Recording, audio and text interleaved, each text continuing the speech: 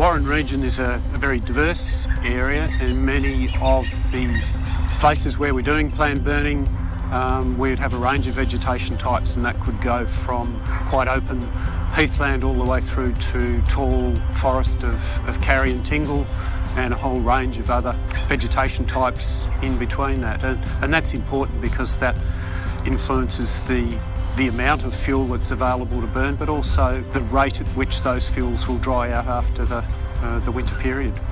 The department in the Warren region manages about 87% of the landmass of the Shire of Manjimup, and therefore we're responsible for the fuel loads and to manage those fuel loads.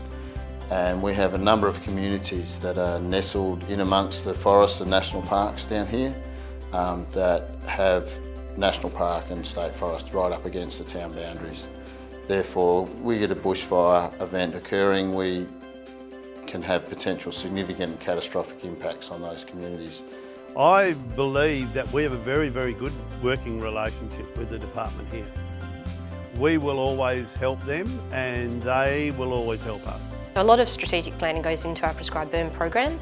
We do a 3-year plan and we do a 1-year plan, and we assess that mostly in May. So when we look at our 3-year plan, we look at a number of factors. So we look at building lines across the landscape that could stop a fire run. So you might have a line of low fuels going from east to west, and that would stop a fire run, for example, coming down from the north. We try and build them above main towns, so in this area above towns like Walpole, and in Donnelly District above towns like Pemberton or Manjimup. We also look at breaking up the landscape into a mosaic of low fuel areas. That's been shown scientifically to benefit the environment mostly and have less impact overall. Firstly, the weather has to be suitable. Secondly, we look at the fuels.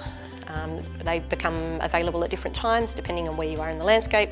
So, for example, in this region, the north and the east dry out first, and now we'll often go burning sort of in October for those. And then as the season progresses, the heavier and heavier fuels will dry out.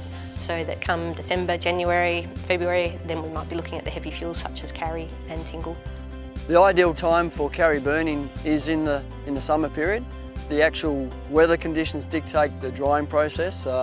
So in the springtime, the karri forest is quite wet, and it takes a long time for the forest fuels to dry out.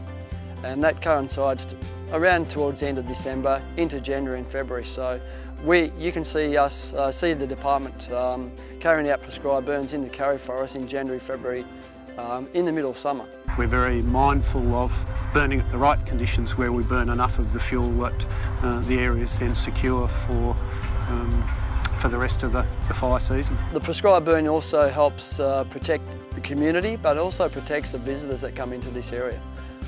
We have a lot of tourists that come into this area, and they visit a lot of the attractions within the area, and so prescribed burning just helps reduce the risk of people getting hurt.